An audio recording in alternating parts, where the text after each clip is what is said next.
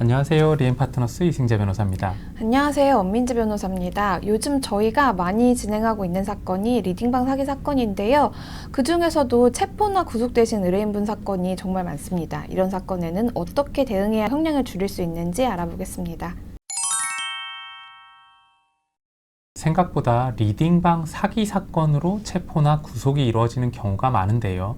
체포나 구속이 된 후에 어떻게 대응하는지에 따라서 그 처벌 수위가 크게 달라질 수 있기 때문에 주의하실 필요가 있습니다.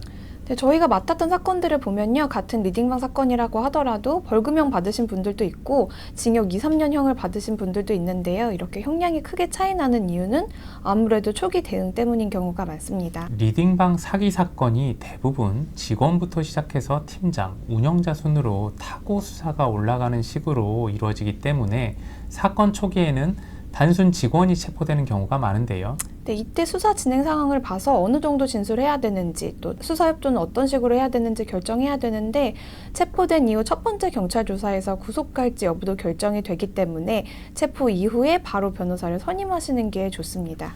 저희가 이런 사건을 맡다 보면 일단 체포된 다음에 변호사를 바로 선임하기는 했는데 변호사님이 조사는 혼자 받아도 된다고 했다는 분들도 많은데요.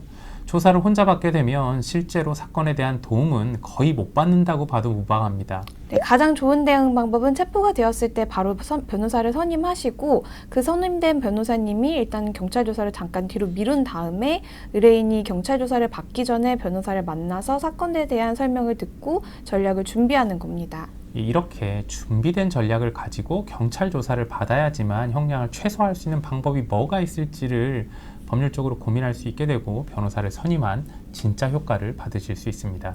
네, 근데 사실 이게 제일 좋은 방법이기는 한데요. 쉽지는 않아요. 왜 그럴까요? 네, 일단 체포가 되면 48시간 이내에 검사가 영장을 청구해야 되기 때문에 보통 오늘 오전에 잡혔다 하면 오늘 오후에 빨리 경찰이 조사를 하고 정리를 해서 적어도 그 다음날 오전에는 검사한테 사건을 넘겨야 시간 내에 영장을 청구할 수 있습니다. 그러니까 저희가 앞에 말씀드린 것처럼 변호사를 선임해서 변호사를 먼저 만난 다음에 경찰 조사를 받겠다고 하면 시간이 굉장히 촉박해지니까 보통 경찰에서는 첫 번째 조사 끝나고 변호사 선임해도 된다. 일단 조사부터 받자라고 회유를 하는 게 보통입니다. 경찰이 이런 식으로 얘기를 한다고 하더라도 피의자 신문을 받을 때 본인이 변호사 선임을 원하면 조사를 원칙적으로 진행할 수 없기 때문에 조금 불편하시더라도 나중에 본인의 형량을 생각하신다면 반드시 조사를 바로 혼자 받지 마시고 변호사를 선임하시는 것이 좋습니다.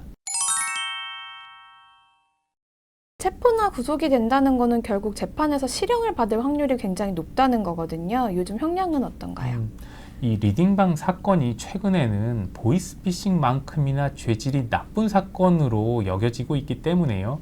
아무리 초범이라 하더라도 징역 1, 2년 사이에 실형이 선고될 확률이 굉장히 높습니다.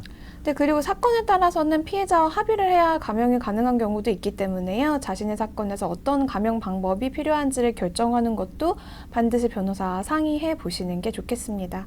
지금까지 이 리딩방 사기 사건으로 체포나 구속이 갑자기 되었을 때 어떻게 대응하는지에 대해서 알아봤는데요. 궁금한 점 있으시다면 언제든지 저희 로펌으로 연락 주시기 바랍니다. 네, 구독과 좋아요도 부탁드릴게요. 감사합니다. 고맙습니다.